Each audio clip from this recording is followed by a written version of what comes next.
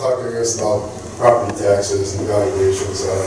We've been doing a lot of investigating about the mass appraisal method, and we find a lot of flaws in that, which I'll bring up at another time. But, you know, this whole thing about property taxes, about the going up, the valuations of properties, you know, I've come here many times and spoke about how, you know, there are many houses that go up, they're being flipped. They'll sell for a low price, then do repairs, a year later they'll sell for double the price. And then, again, those are used as comparables to other homes in the area. So again, that's part of the mass appraisal method.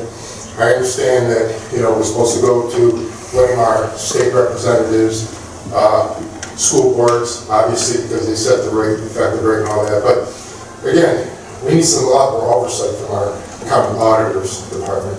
Again, we need to look out for the residents and for all of us. I mean, I guess what the problem is that you got to follow the money. And the majority of our property tax is 60% over, goes through school boards. And the thing is that while the state mandates and dictates 100% of how we are to run the schools, they only contribute, like in Willoughby's school district, only 17%. 80% of the budget for Willoughby's schools goes to administrators and teachers, people.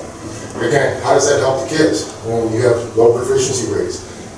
You know, kids can't come out of third grade, they can't read, and they're with 45% proficiency rate of reading, and again, they're being passed to fourth grade.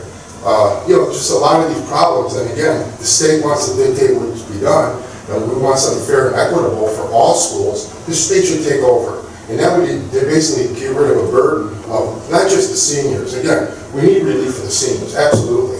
But again, some of the bills out there at the House, they're giving us fractions of my crumbs back, okay? And you have to still meet certain criteria to get that. It's not fair and equitable for everybody. You know, why should only the seniors get part of the benefit, which again, we need for them, but also every other family, you know, and then also the families starting out, young families.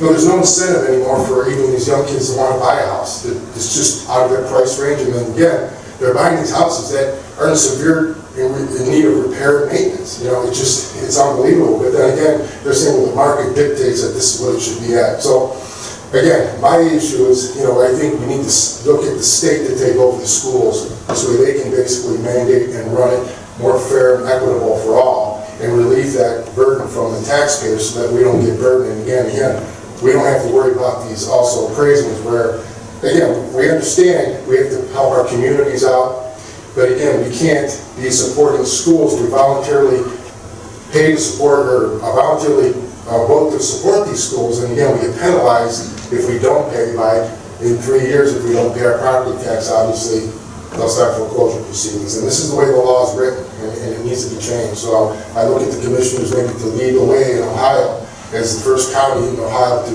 do property tax reform, and hopefully use some of the ideas and suggestions that I've brought here today. Thank you. Thank you.